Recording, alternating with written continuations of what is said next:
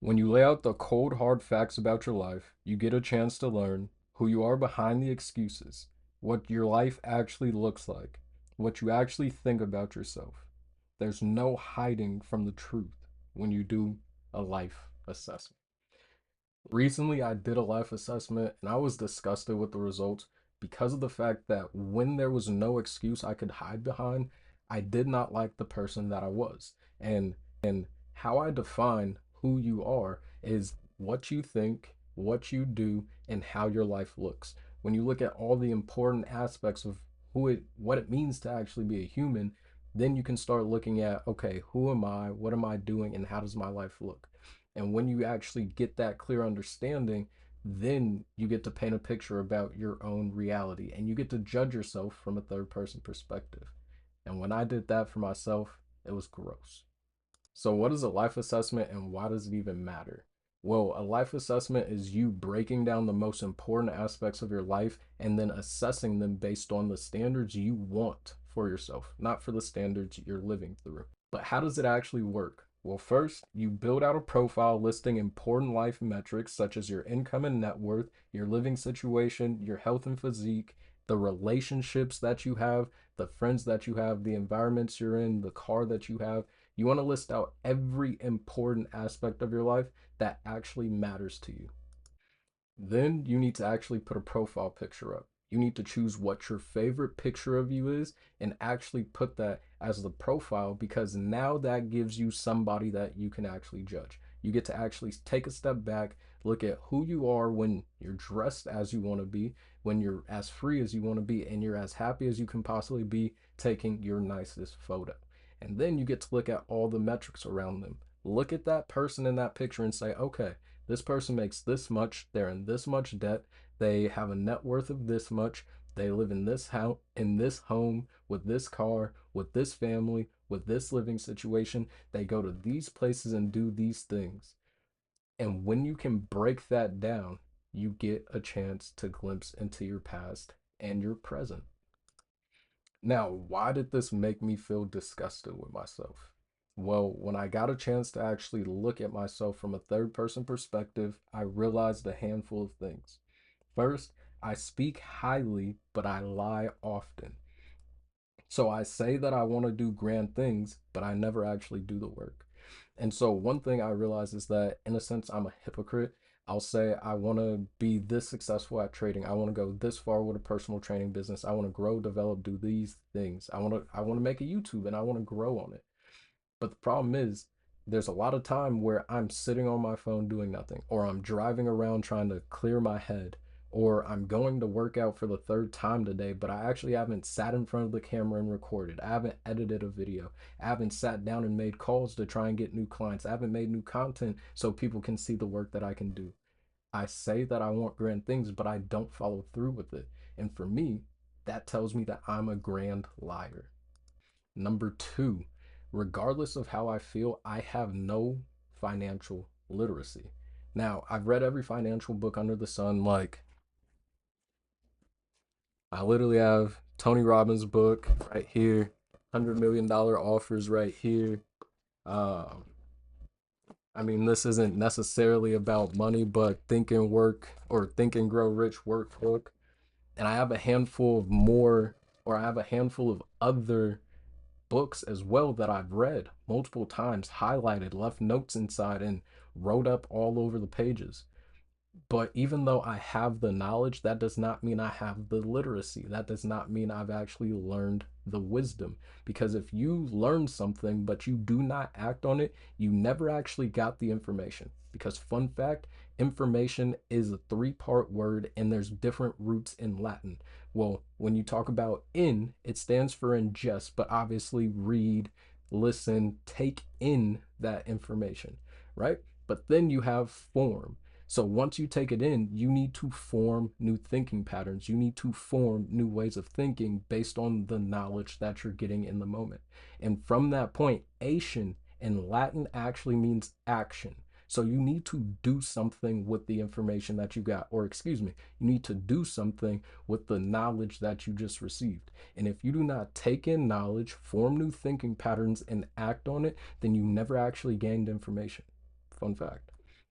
But from that point, I've been put in a position where I had to say, okay, I've taken in a lot of financial knowledge, but I've never actually applied it. I've never put myself in a position to have a 401k. Well, I have a Roth IRA, but I don't have the most invested in it. It's not a regular expense to put money into my Roth. I don't invest often. I spend money frivolously. I'm in debt. I don't make the most from my job. My business is not making the most money. And so, no matter how I spin this story, when I look at it from a third person perspective, if I'm judging based on my own standards, I have no financial literacy. And that's something that I had to accept and open up to. Number three, and this is a real tough pill to swallow, and I've been taking steps to actually make those changes, is actually understanding that I don't want to trade. I don't want to do social media. I don't want to do YouTube. I don't want to work.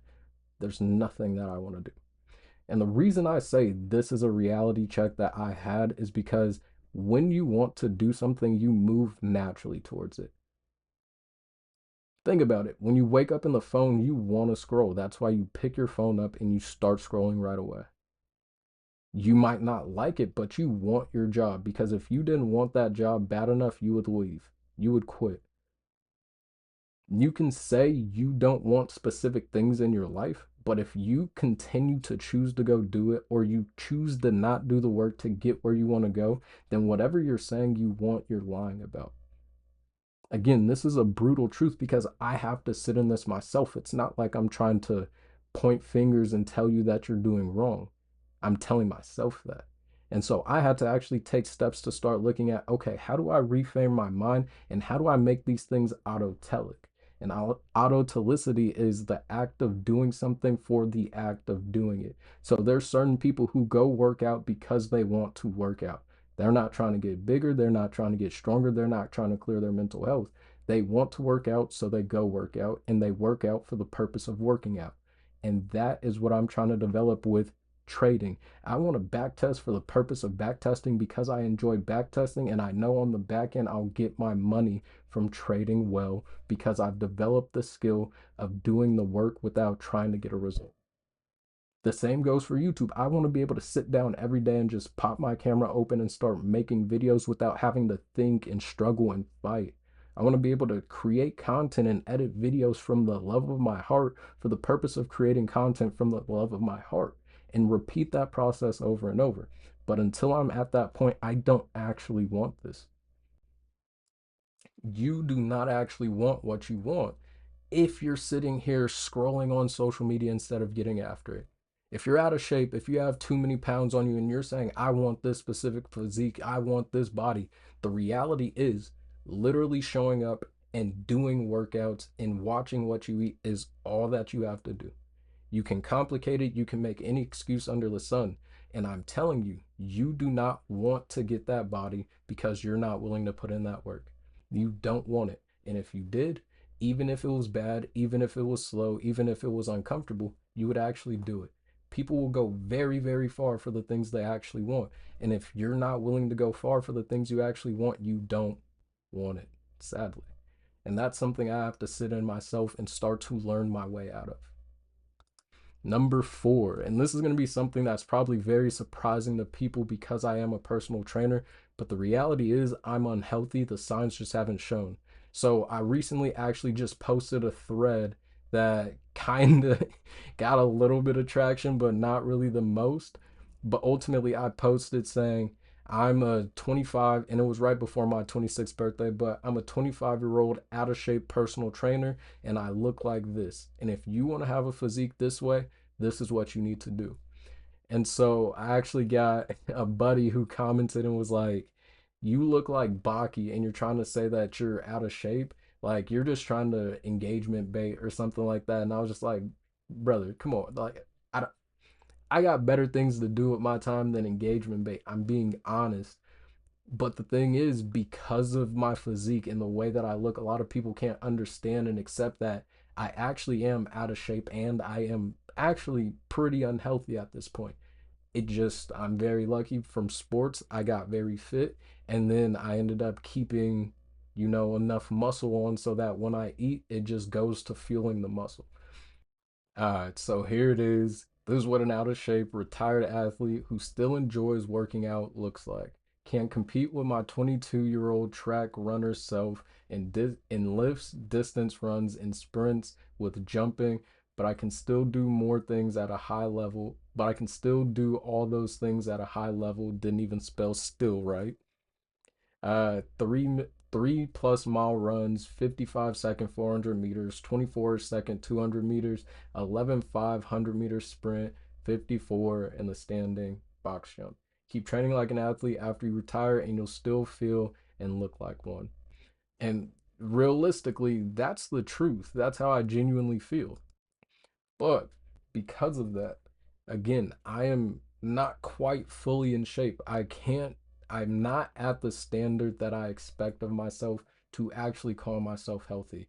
And the reason I say that is because I have a very erratic eating schedule. I genuinely eat based on how much I'm going to be training. So if I'm not planning to work out 5 times this week and I'm not going heavy, I'm going to eat a lot less food, even though my body probably still needs a little bit more stored up fat and protein, but it's fine for me. I choose to not. But I smash energy drinks fairly often and a handful of other things that, when you really look at my life, I'm not healthy. I just have a lot of muscle and a little bit of fat. So it keeps me in a perpetual cycle of looking good.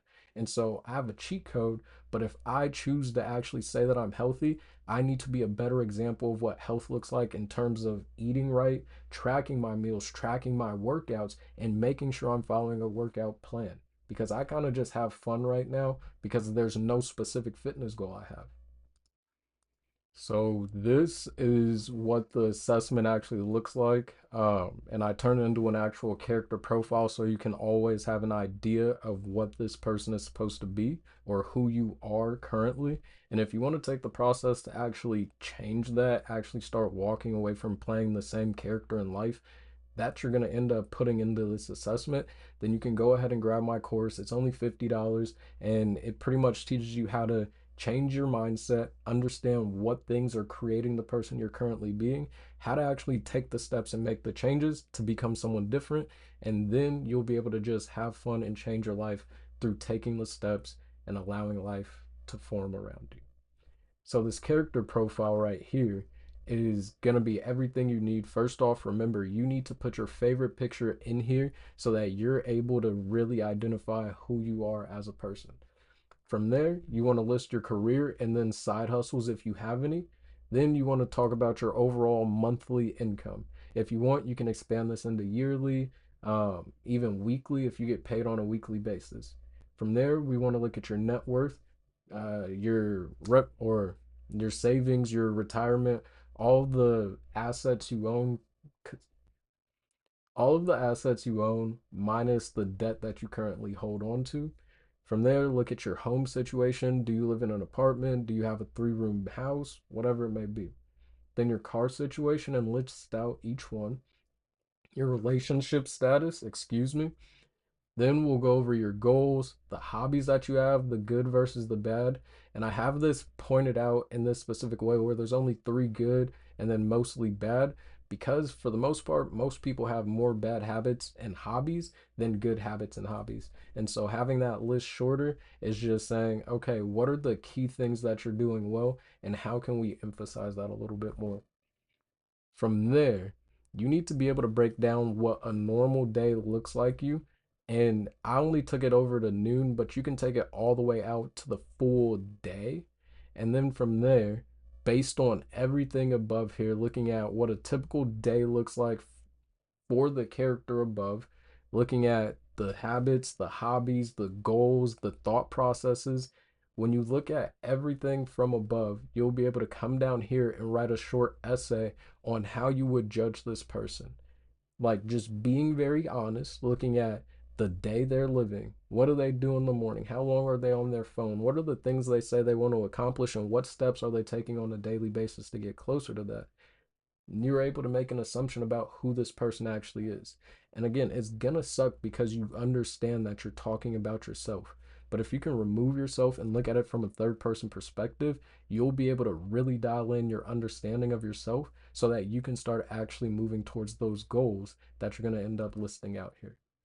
Now, If you want this, the link is going to be in the description. It's going to be a free template that anybody can fill out. And fairly soon, I'm actually going to turn this into a form as well so it could be a little bit quicker. But I hope you understand why it's so important to do a life assessment. Because after I did mine, I was completely disgusted. And because of that, I've made a lot of changes.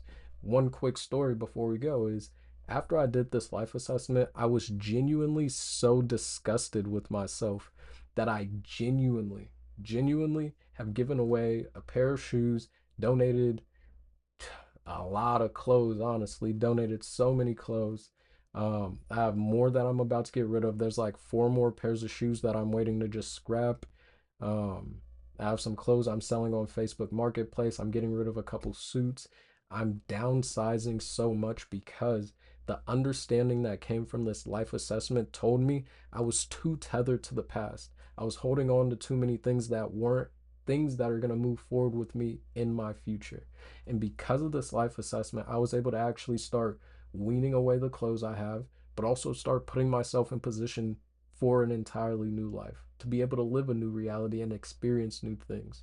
And I'm extremely excited because if you do this life assessment and you can be brutally honest with yourself, matter of fact, if you can be lovingly honest with yourself, don't hide anything, don't try and be harsh, don't pass overly judgmental ideas on yourself, but simply look at yourself from a third person perspective and say, okay, who is this person? What are they doing? And what can I assess off of them? You will be able to learn yourself to such a degree that life will be able to change around you because you're coming from a cognizant point of understanding of what you're working with. Now, I hope you enjoyed this. The links will be in the description for this and for the course. You stay smart, stay safe. I'll catch you in the next video. Peace.